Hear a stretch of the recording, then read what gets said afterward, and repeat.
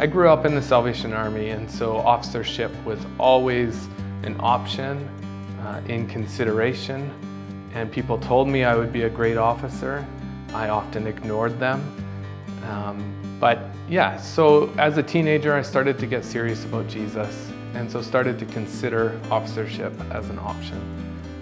Got married young, started having kids. I started to put up some walls and saying like, no, God, I want to control the narrative for my kids. I don't want the Salvation Army to tell me where they get to be raised.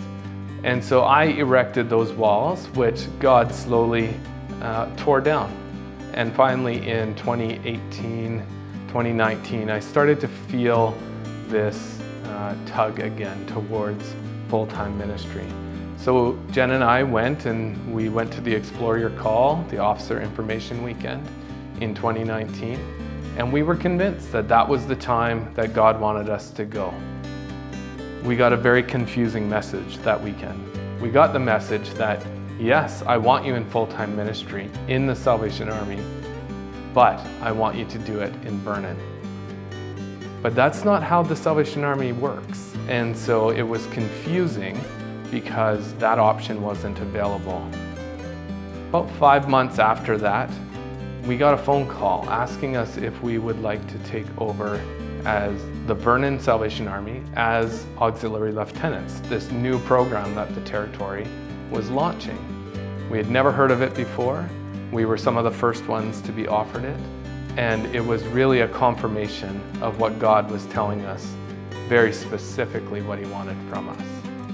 So we did that for 2 years, and then God opened another door to be able to allow us to train, doing our training college experience, while continuing to serve here in Vernon. I really love our sessional name, Defenders of Justice. To me, it really means loving others, journeying with others, going through the messiness of life with others, and just truly walking beside and journeying towards hope with others. That's what defending justice is to me.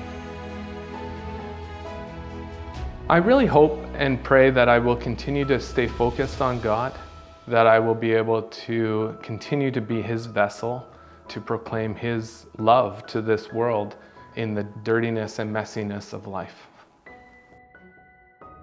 I think people need to recognize that God speaks through other people.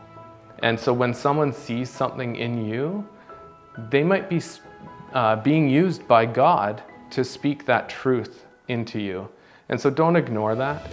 And then the other thing, if God is calling you to officership, don't ignore Him.